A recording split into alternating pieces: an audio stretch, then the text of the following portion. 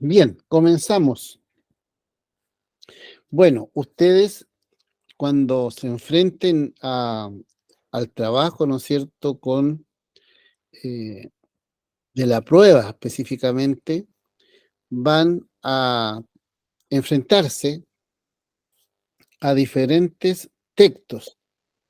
Este que ven acá, que dice cero riesgo, es un texto que ustedes deben leer.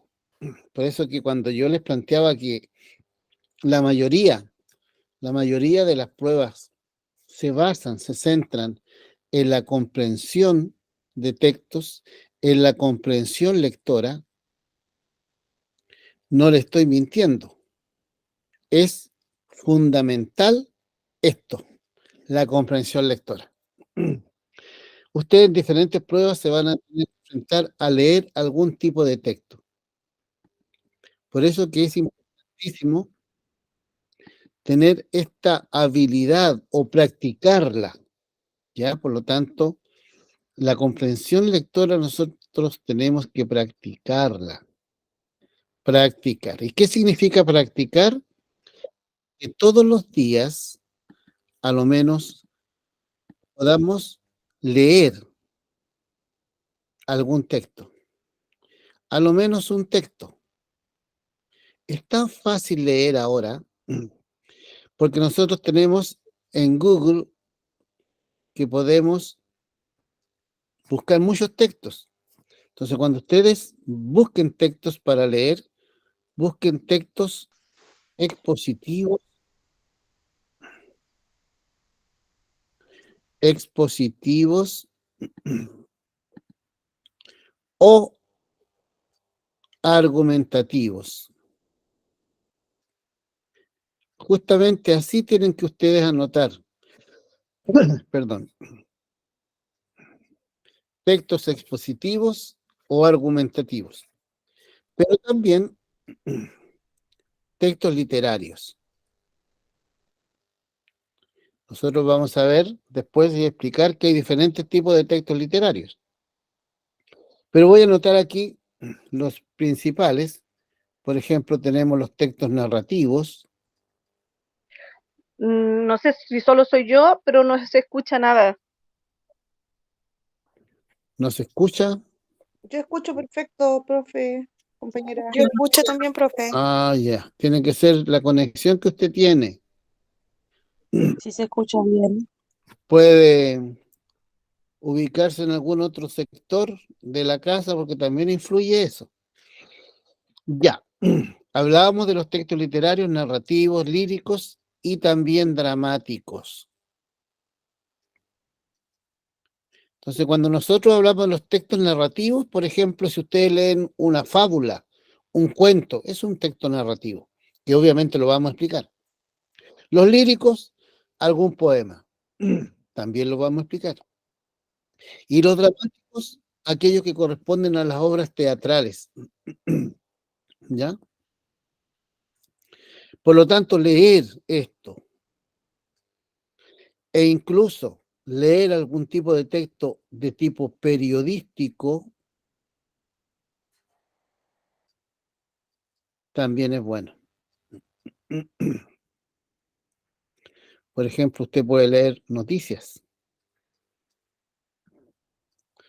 La idea es practicar, leer todos los días algún texto, porque al leer todos los días algún texto usted tiene muchas ventajas. Va leyendo palabras nuevas, lo ideal es que usted la busque. Va también activando, ¿no es cierto?, nuestra mente para que esté funcionando en la lectura, ¿ya? Entonces después cuando usted vaya a leer en una prueba, no va a tener ningún problema. Hay personas, por ejemplo, que no leen, entonces cuando se enfrentan a un texto, les da sueño. Perdón. Por eso que es importante leer como yo les he planteado. Por ejemplo, acá el texto se denomina cero riesgo, ¿ya? Yo voy a ir leyendo en voz alta, si ustedes pueden verlo, lo van también leyendo de manera silenciosa. Dice, se ha puesto de moda la expresión cero riesgo. Entonces, aquí inmediatamente yo voy a subrayar, porque me está hablando de esto. Cuando yo leí el título, leí cero riesgo. Esto solo. No sabía qué era, a qué se refería. En cambio, ahora dice, se ha puesto de moda la expresión cero riesgo. Ah, aquí inmediatamente yo voy a entender que se está refiriendo a la expresión cero riesgo. Y de esta expresión cero riesgo está diciendo que está o que se ha puesto de moda. Después dice, para referirse a las metas que las grandes empresas en el mundo se autoimponen en el área de la seguridad laboral. Acá, con el para, es una preposición, me va a indicar a qué se refiere esta expresión, ¿ya? Y se refiere a las metas de las grandes empresas para la seguridad laboral. Y aquí hay una palabra importante, autoimponen. Cuando uno dice alguien impone algo, es que obliga a otra persona cuando se impone algo. Por ejemplo, en una empresa se impone una norma, es decir, se obliga a las otras personas a hacer algo, pero sin considerar su punto de vista. O sea, lo tienen que hacer sí o sí. Y acá no aparece la palabra imponer sola. Tiene un prefijo. Prefijo es aquella partícula o expresión que va delante de una palabra. Auto. Y cuando se dice auto es de hacia uno mismo. Entonces, se autoimponen. Es decir, que nadie le impone ninguna meta. Ellos mismos se la imponen. ¿Ya? A pesar de que la vida es azar puro, ¿quién me puede decir lo que es azar?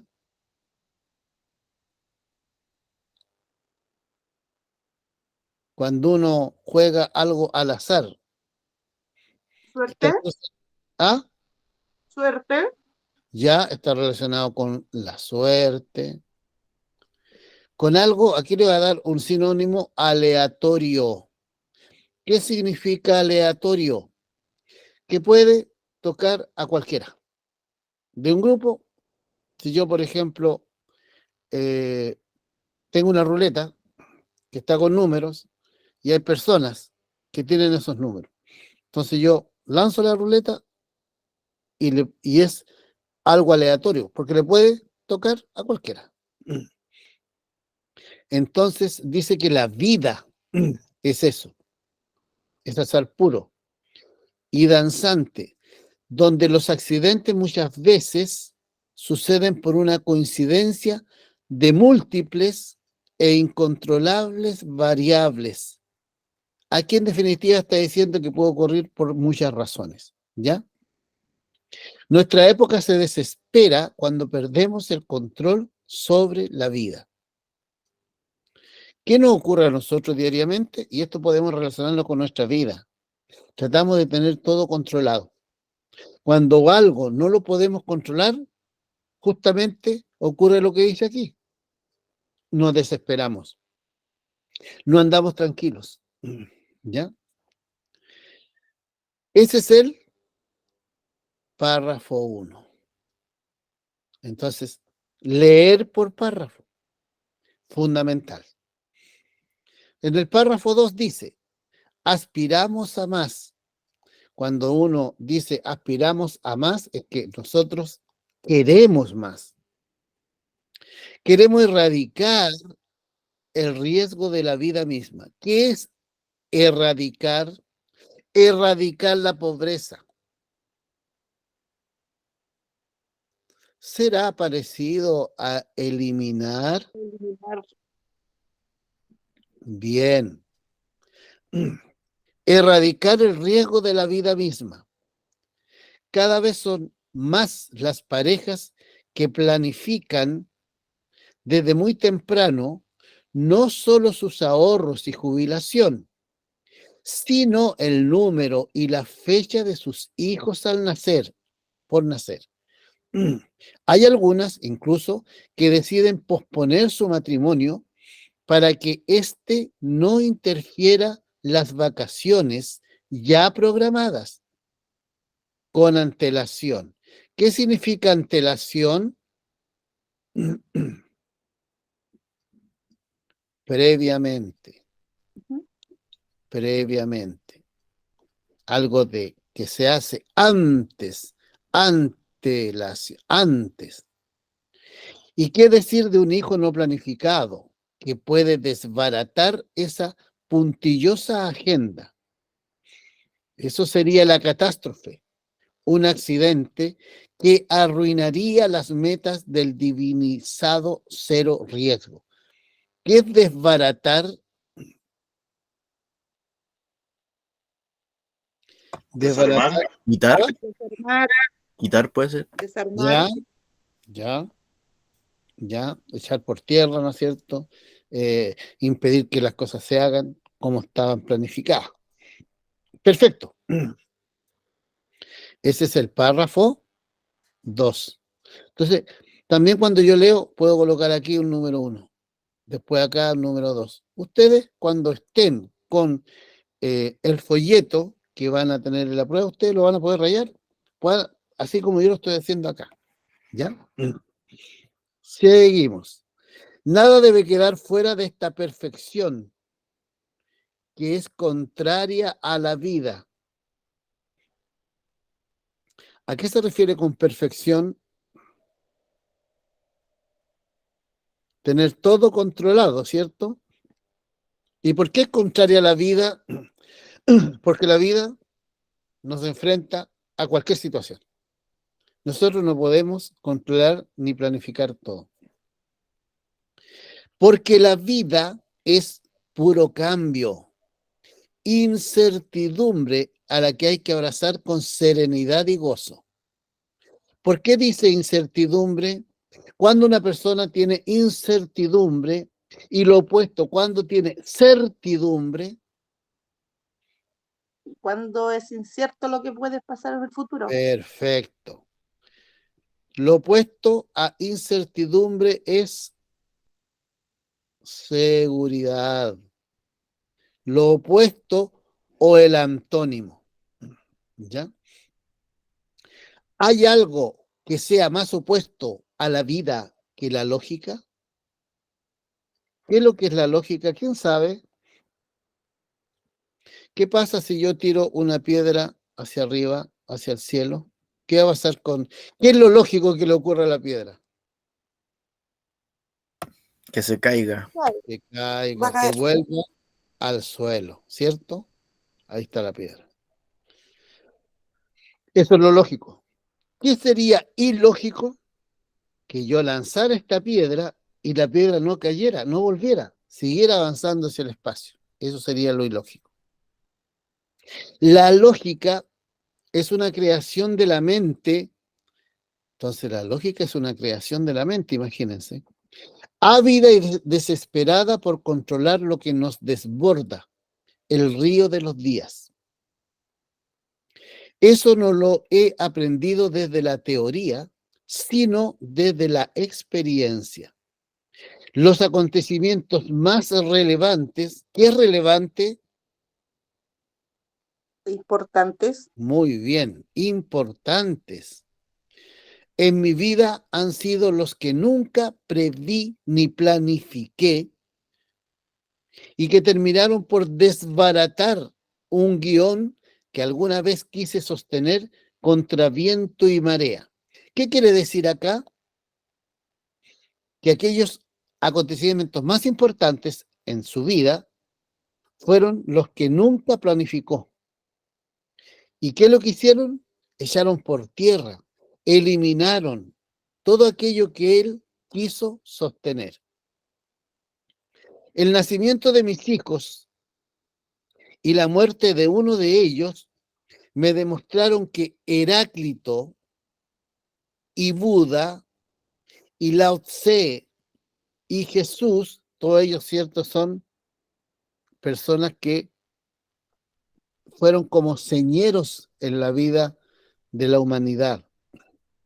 Habían entendido más el misterio de la vida que los promotores y teóricos del cero riesgo. Y esto lo digo yo, un controlador que tiene a su propia Heráclito en casa, mi mujer, que me ha enseñado el amor y el azar. El anhelo del cero riesgo esconde el gran miedo de estos días, el miedo a sufrir y la obsesión cada vez más visible de las nuevas generaciones por sacar de sus caminos todo lo que se oponga a una vida confortable, segura y predecible. Perdón. Hay una mala noticia para ellos. ¿Para quién? Para las nuevas generaciones. Está hablando de ellas. Si no quieren sufrir, entonces no deben amar. El amor es puro riesgo, peligro que enciende nuestras vidas. Perdón, viene alguien. Por eso, en nuestra civilización del control y la comodidad, el amor está en peligro. Alain Badiou habla de la amenaza segurista que se cierne sobre el amor. Hay una convicción hoy instalada de que cada uno debe buscar solo su propio interés. Mire lo que se dice. Y el amor refuta eso. ¿Qué significa refuta? Rechaza. Rechaza eso. El amor rechaza eso. ¿Qué rechaza? Que uno debe buscar solo su propio interés. El amor es una confianza depositada en el azar. Cero riesgo significa cero amor, porque el amor es arriesgarse según el texto. ¿Entendieron lo que quería decir?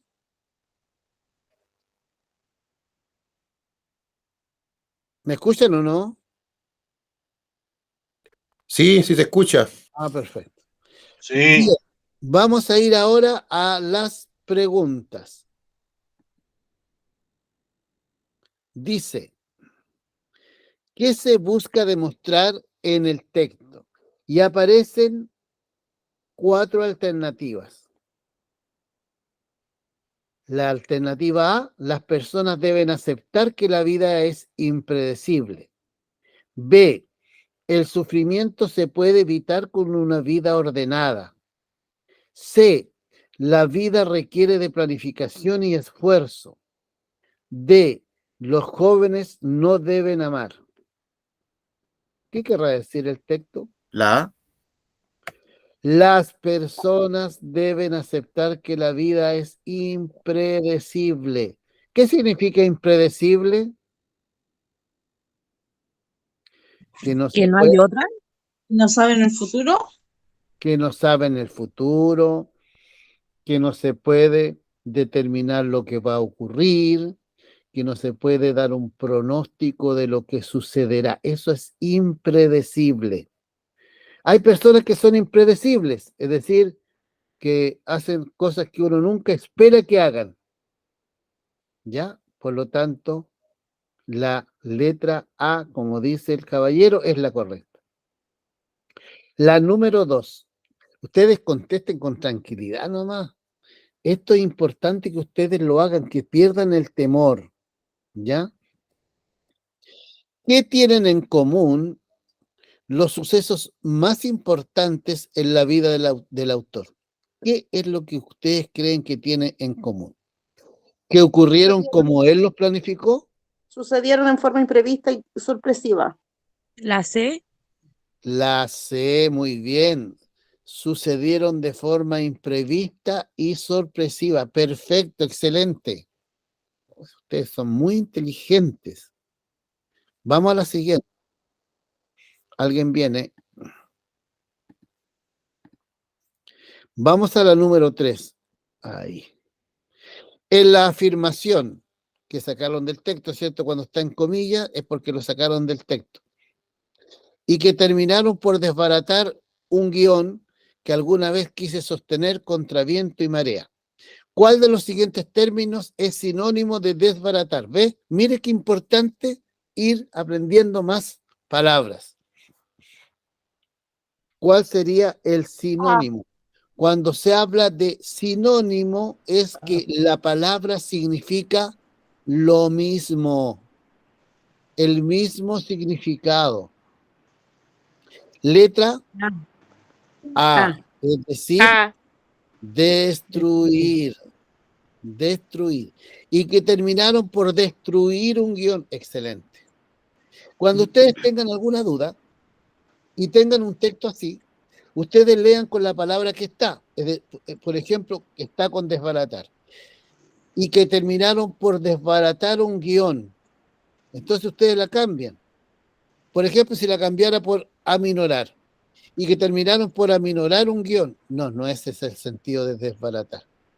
Que terminaron por disminuir un guión. No, tampoco es el sentido. Que terminaron por malgastar. No, tampoco es el sentido. También lo puedo yo obtener así la respuesta correcta. Buscando y cambiando la palabra y viendo si mantiene el sentido o no. Bien. Perfecto. ¿Preguntas hasta acá? Vamos a la siguiente. La número 4 dice: el autor señala el anhelo del cero riesgo esconde el gran miedo de estos días, el miedo a sufrir y la obsesión cada vez más visible en las nuevas generaciones por sacar de sus caminos todo lo que se oponga a una vida confortable, segura y predecible. Aquí, ¿qué le pregunta? ¿Comparte usted este punto de vista? Marque con una X en el recuadro. ¿Qué opinan ustedes? ¿Comparten ese punto de vista? El anhelo del cero riesgo. No, ya no. Usted no. ¿Alguien más no? Todos los demás sí. Ahora, ¿Tampoco? ¿Pero tampoco tengo que decir o qué? No. claro. Pero ahora viene la Yo pregunta no. importante. No Porque entiendo. acá, ¿qué es lo que hace? Eso- ¿Qué es lo que no entiende? Dígame. Lo que pasa es que este es un tipo de pregunta que a ustedes le pueden salir en la prueba. Entonces, tienen que, para que ustedes entiendan cómo esto se hace. ¿Ya? Disculpe, profesor, ¿Sí? depende, yo creo que la respuesta va de cada expectativa de persona, Perfecto. porque hay personas que son súper jóvenes y tienen como su vida súper segura, y hay personas que son súper mayores que son impredecibles. Claro. Pero miren, lo que yo necesito y quiero es que ustedes se den cuenta, por ejemplo, de lo siguiente, de este tipo de preguntas que a ustedes le pueden hacer en la prueba. ¿Qué es lo que le dice acá? Le plantean algo acá y después le hacen la pregunta, ¿cierto? Si comparte usted ese punto de vista o no. Como ustedes entenderán, algunos van a decir que no. Otros van a decir que sí. Otros van a decir que no. Otros van a decir que sí. Independientemente de lo que usted responda, o responda sí, o responda no, usted va a tener que explicar o fundamentar. ¿Qué va a tener que fundamentar? Las personas que dijeron que sí, tienen que fundamentar por qué consideran que es sí, por qué están de acuerdo o por qué comparten ese punto de vista. Entonces acá ustedes, si ustedes se dan cuenta, dice, explique por qué. Este por qué es separado, está aquí y con tilde. está haciéndole una pregunta. ¿Ya? Y después dice, escriba su respuesta a continuación. Cuando ustedes le hacen una pregunta del por qué, ustedes tienen que comenzar su respuesta con ¿por qué? Este por qué no es igual al de arriba. El de arriba es separado y con tilde. Este es de respuesta, junto y sin tilde. Y aquí usted coloca el por qué. Entonces la persona que dijo que no, ahora yo le pregunto, ¿por qué usted dice que no? Y aquí me responde. Como dijo la señora, fundamentó, ¿no es cierto? Dijo que habían diferentes, porque existen diferentes personas. ¿Me entienden? ¿Se entiende eso, no? Sí. Profesor. Este tipo de pregunta tiene que usted contestarla de dos maneras. Decir sí o no, y después fundamentar por qué usted dice sí o por qué usted dice no. Considerando todo esto, se le va a anotar esta pregunta como buena o como mala. ¿Ya? Vamos, estas preguntas son para reflexionar desde su punto de vista. Y le voy a decir algo más que es importante que lo sepan. Miren, cuando ustedes fundamentan y comienzan con el porqué, ustedes planteando lo que ustedes piensan respecto de eso, van a tener la pregunta correcta. Por eso que siempre ustedes tienen que escribir esto, porque de lo contrario la van a dejar con una respuesta mala. Aquí tenemos otro texto.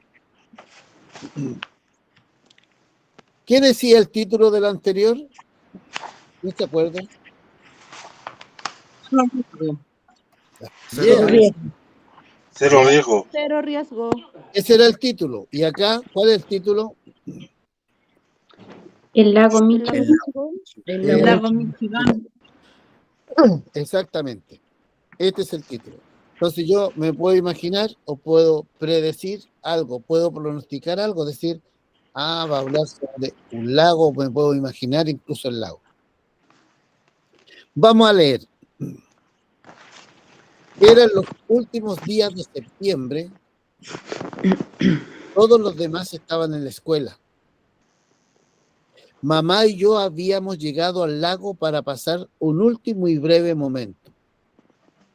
Pensé en Talli. A ver, antes de continuar les voy a decir lo siguiente. Este texto es diferente su forma al anterior.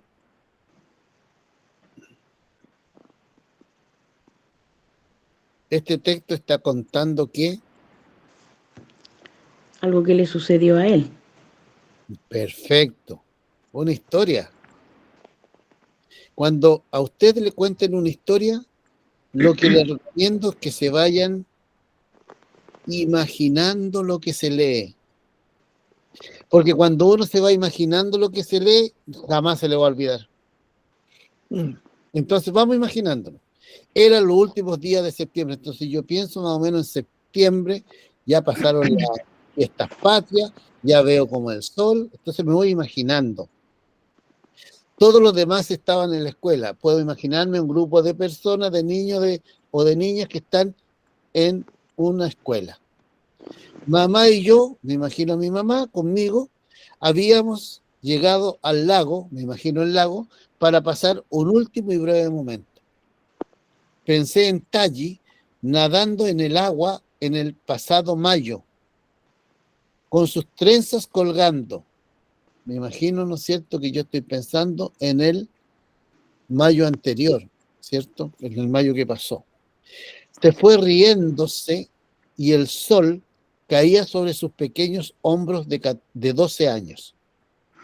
Pensé en el agua que permanecía quieta, en el salvavidas saltando al agua, en la madre de Talli gritando y en que Talli nunca salió. ¿Qué se imaginaron? Que se ahogó. Se ahogó. La niña se ahogó. una niña, ¿no es cierto?, que estaba ahí Ahogado. nadando en el agua y se comenzó a ahogar. Un salvavidas se tira al agua, la mamá está gritando. Seguimos.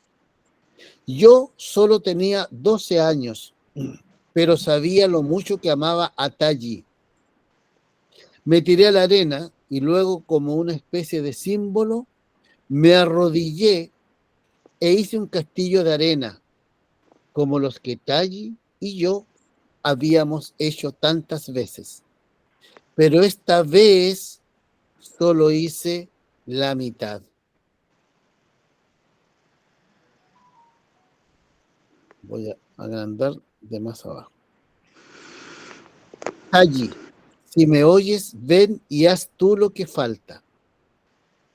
El agua avanzó en círculos sucesivos y se mezcló con la arena del castillo, desmoronándolo poco a poco. No pude evitar pensar que no hay castillos que uno edifique en la vida que alguna ola no desmorone. ¿Qué es desmorone? ¿Qué pasa cuando hay un castillo de arena y el agua viene y lo desmorona? Derrumbar. Lo derrumba, ¿cierto? Muy bien. Mis huesos se alargaron y se cubrieron de carne. Mi mente se cambió en otra más vieja. Cambié la escuela primaria por el instituto. Y entonces hubo una joven, y hubo palabras y besos. Tenía a la sazón 22 años. Margaret sugirió que nuestro aplazado viaje de luna de miel fuera en el lago. Pasamos allí días felices. Pensé que amaba mucho a Margaret. Por lo menos pensé que la amaba.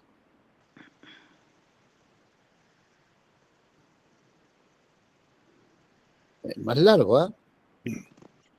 Era uno de los últimos días y habíamos bajado a pasear por la costa. La barca del salvavidas subió a la orilla. El salvavidas salió de ella con algo en los brazos. Me estremecí.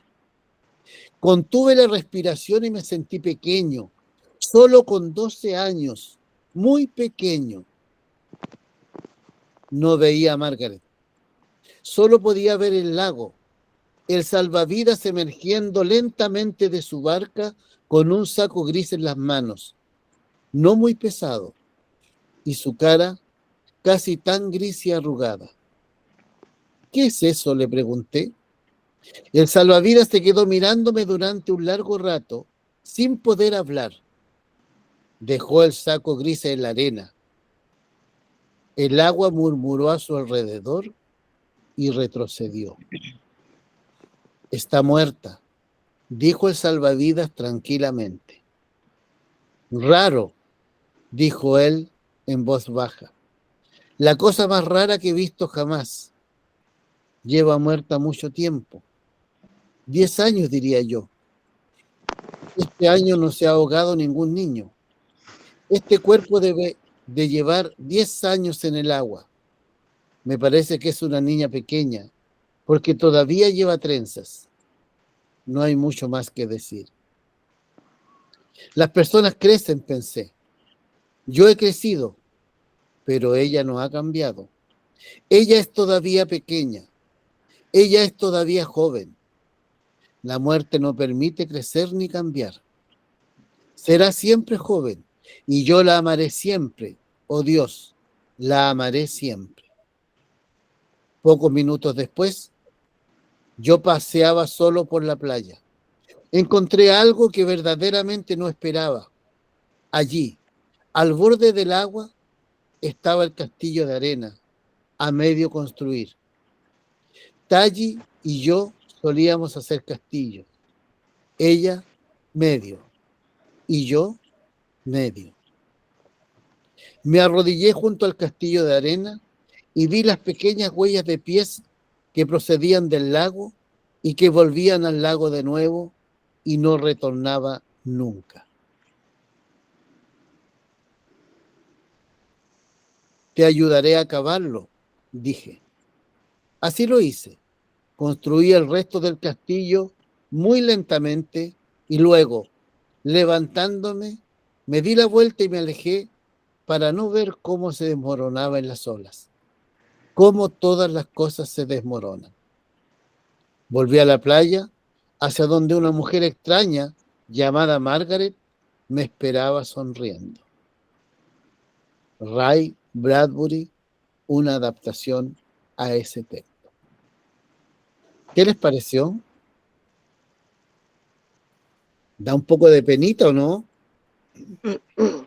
Disculpe, profesor, en lo literario quedé muy confundida porque no sabía si ella estaba, o él, disculpe, estaba narrando un cuento, historia de él, o estaba imaginando cuando llegó con la mamá. Claro. Eso me confundió un poco. Lo que pasa es que siempre cuando hay, por ejemplo, un cuento, existe un narrador. En este caso, el narrador, ¿quién era? Ese niño que creció, ¿cierto?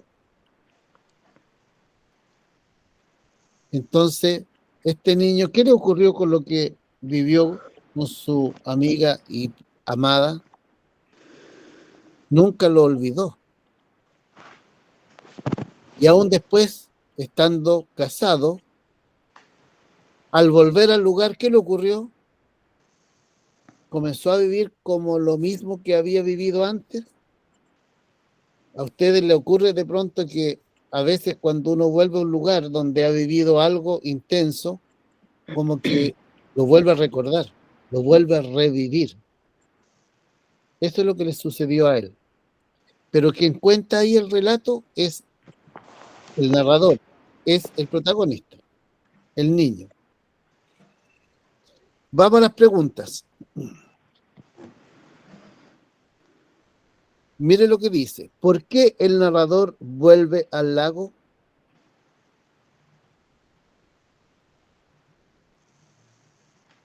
¿Por qué creen ustedes que vuelve al lago el narrador? Ahí tenemos porque se sentía solo, para pasar su luna de miel, para buscar a su amiga perdida, porque necesitaba unos días de descanso. Vamos. ¿Cuál? ¿La B? Perfecto. Sí, fue a pasar su luna de miel allá. Porque la señora fue la que planteó una cierta idea. 6. Al final del relato, ¿por qué el narrador construye el resto del castillo? Dice después, explique con información del texto y escriba su respuesta a continuación. Aquí ustedes tienen que redactar. ¿Qué es lo que redactarían? ¿Por qué el narrador construye el resto del castillo? Piensen bien. Le voy a dar una idea. Cuando algo no termina. ¿Como para cerrar ciclo? Perfecto, excelente. Muy bien, aquí ustedes colocan ahí, para cerrar el ciclo que la persona había vivido. Ustedes tienen que echar a volar su imaginación, ¿ya? Y relacionar siempre las cosas con lo que ustedes han vivido. 7. ¿Qué representa principalmente el castillo de arena en el relato? ¿Qué creen ustedes que representa? ¿La alegría que siente el narrador? La unión La entre B. el narrador y Talli. La unión entre el narrador y Talli. Excelente, muy bien. Perfecto. Usted le va a ir muy bien. Vamos a la siguiente. ¿Qué sugiere el siguiente fragmento? Me arrodillé junto al castillo de arena y vi las pequeñas huellas de pies que procedían del lago y que volvían al lago de nuevo. ¿Qué creen ustedes que sugiere? ¿Sugiere la dificultad de que algo así pueda ocurrir?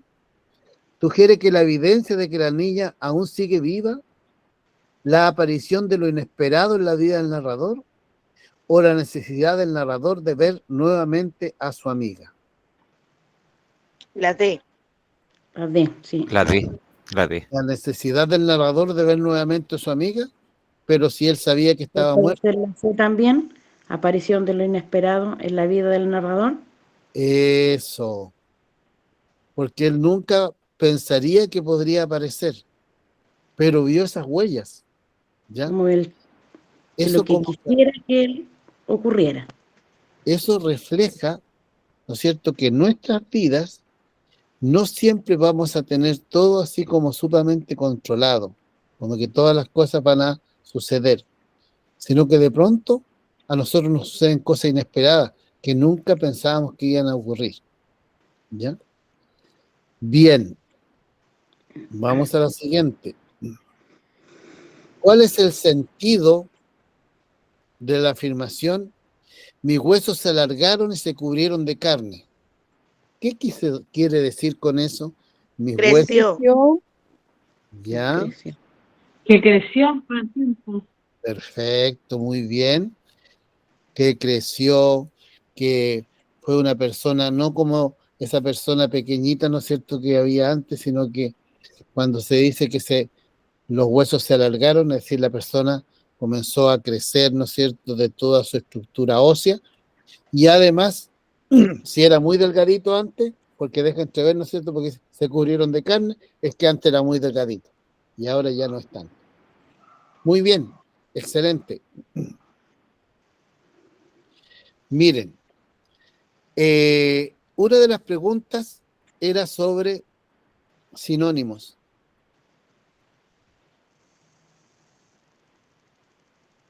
Cuando le preguntaban una palabra que pudiera reemplazar a otra. Eso es vocabulario contextual. Es decir, reemplazar una palabra por otra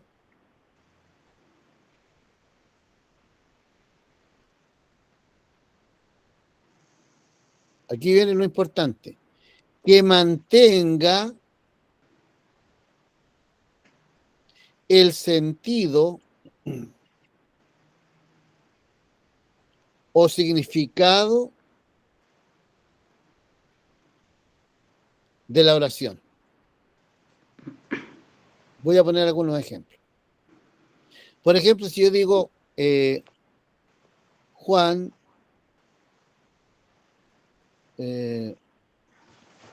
descendió